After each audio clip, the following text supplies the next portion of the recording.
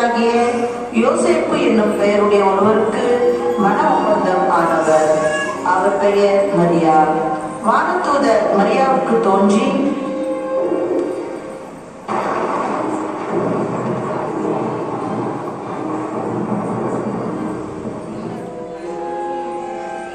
அருள்மிக பெற்றவரே வாழ்க, ஆண்டவர் உம்மோடு இருக்கிறார். இவ்வார்த்தைகளை கேட்டு அவர் கலங்கி இந்த வாழ்த்து எத்தகையதோ என்று எண்ணிக்கொண்டிருந்தார். மரியா, அஞ்ச வேண்டாம், கடவுளின் அருளை கண்டடைந்துள்ளீர். இதோ கருவுற்ற ஒரு மகனை பெறுவீர். அவருக்கு இயேசு எனும் பெயரிடுவீர். அவர் பெரியவராயிருப்பார். உன்னத கடவுளின் மகன் எனப்படுவார். இது எப்படி நிகழும்? நான் கன்னியாயிற்றே. தூயாவி உன் மீது வரும். உன்னத கடவுளின் வல்லமை உன்மேல் நிழலிடும். ஆதலால் உம்மிடம் பிறக்கப் போகும் குழந்தை தூயது. அக்குழந்தை இறைமகன் எனப்படுவார். நான் ஆண்டவரின் அடிமை, உம் சொற்படியே எனக்கு நிகழட்டும். அப்போது வானதூதர் அவரை விட்டு அகன்றார்.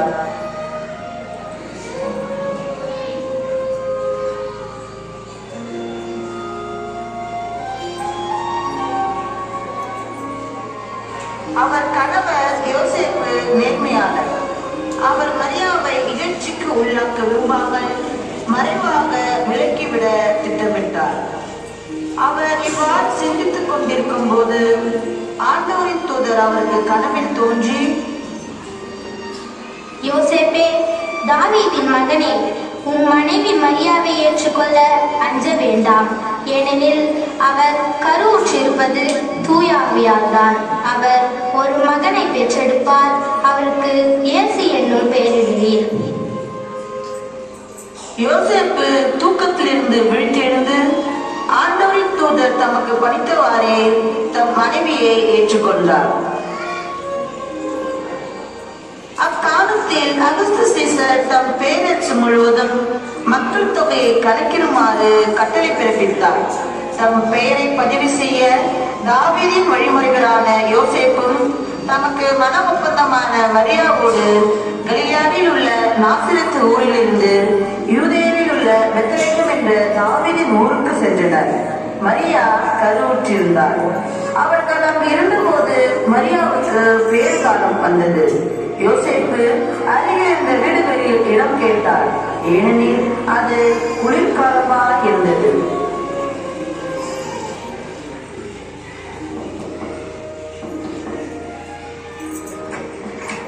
ஐயா, என் மனைவி வேறுகால வழியில் உள்ளார். உங்கள் வீட்டில் சிறிது இடம் இருந்தால் தாருங்கள். இங்கே இடமில்லை.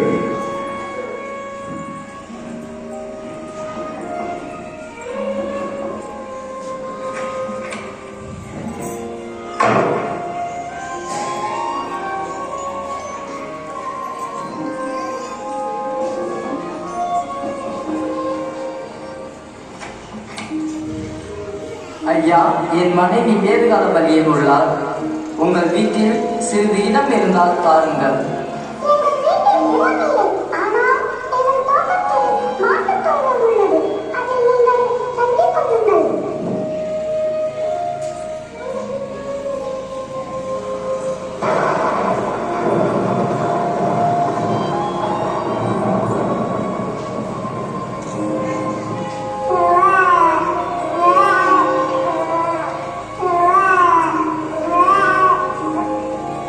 மரியா இயேசுவை பெற்றெடுத்தார்.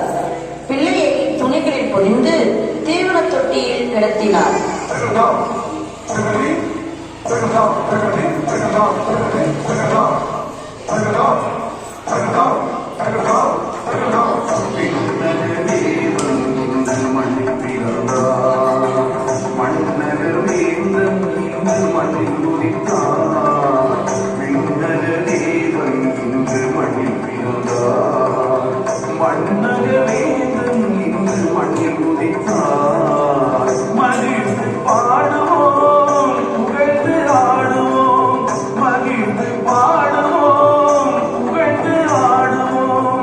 மன்னவரை வணங்கி வாழ்த்தி பாடுவோம், மன்னவரை வணங்கி வாழ்த்தி பாடுவோம்.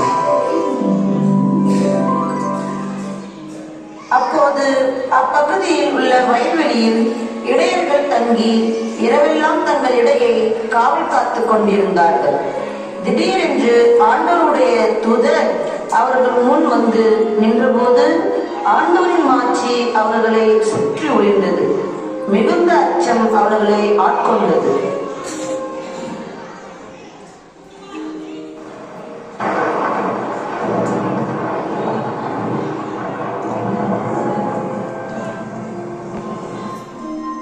அஞ்சாதீர்கள், இதோ எல்லா மக்களுக்கும் பெரும் மகிழ்ச்சியூட்டும் நற்செய்தியை உங்களுக்கு அறிவிக்கின்றேன். இன்று ஆண்டவராக மெசியா என்று மீட்பர் உங்களுக்காக தாவீதின் ஊரில் பிறந்திருக்கிறார். இதனை கேட்ட இடையர்கள் பெரும் மகிழ்ச்சி அடைந்து ஆடிப்பாடி இயேசுவை காண புறப்பட்டனர். வாருங்கள், பிறந்திருக்கும் பாலன் இயேசுவை காண செல்வோம்.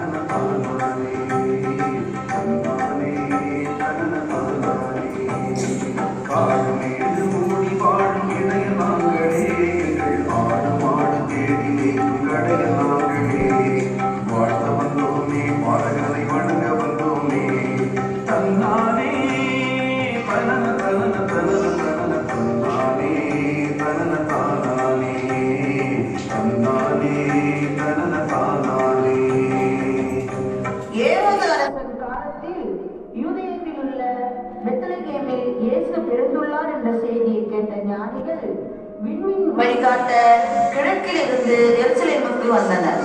இதனை அறிந்த ஏரோது அரசன் ஞானிகளை போய் சந்தித்தான். யூதர்களின் அரசராக பிறந்திருக்கிறவர் எங்கே? அவரது விண்மீன் எழக் கண்டோம், அவரை வணங்க வந்திருக்கிறோம். இதை கேட்டதும் ஏரோது அரசன் கலங்கினார். எருசலேம் முழுவதும் கலங்கிற்று. உடனே எல்லா தலைமை குருக்களையும் மறைநூல் அறிஞர்களையும் ஒன்று கூட்டி மெசியா எங்கே பிறந்திருப்பார் என்று அவர்களிடம் விசாரித்தார். யூதேயாவில் உள்ள பெத்லகேமில் தான் அவர் பிறந்திருக்க வேண்டும்.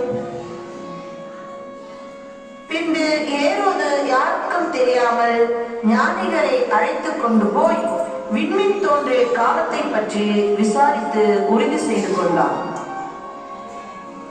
நீங்கள் சென்று குழந்தையை குறித்து திட்டவட்டமாய் கேட்டு எனக்கு அறிவியுங்கள்.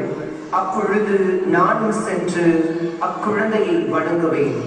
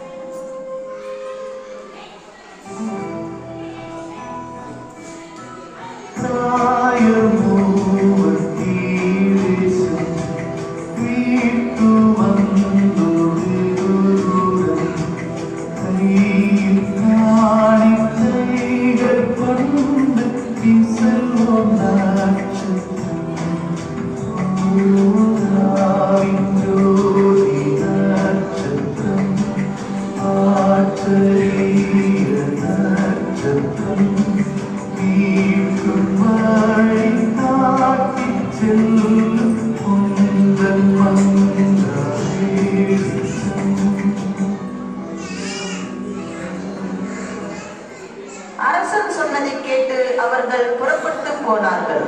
இதோ முன்பு எழுந்த விண்மீன் தோன்றி குழந்தை இருந்த இடத்திற்கு மேல் வந்து நிற்கும் வரை அவர்களுக்கு முன்னே சென்று கொண்டிருந்தது. குழந்தை இயேசு இருந்த இடத்திற்கு மேல் விண்மீன் போய் நின்றது. அதனை கண்டதும் அவர்கள் மட்டியில்லா பெருமகிழ்ச்சி அடைந்தார்கள். வீட்டிற்குள் அவர்கள் போய் குழந்தையை அதன் தாய் மரியா வைத்திருப்பதையும் கண்டார்கள். நெடுஞ்சான் கடையாக விழுந்து குழந்தையை வணங்கினார்கள். தங்கள் பேழைகளை திறந்து பொன்னும் சாம்பிராணியும் வெள்ளி போலமும் காணிக்கையாக கொடுத்தார்கள். நீங்கள் குழந்தையை கண்டதாக ஏரோது அரசனிடம் சொல்ல வேண்டாம். நீங்கள் வேறு வழியாக செல்லுங்கள். ஏரோதிடம் திரும்பி போக வேண்டாம் என்று கனவில் அவர்கள் எச்சரிக்கப்பட்டதால் வேறு வழியாக தங்கள் நாடு திரும்பினார்கள்.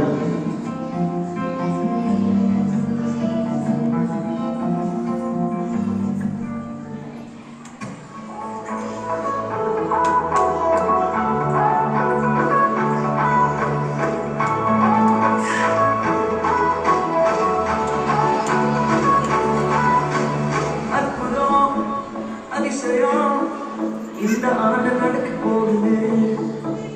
அற்புதம், அதிசயம் இந்த ஆண்டு நடக்க போகுது. கவலைப்படாத, கவலைப்படாத, கவலைப்படாத.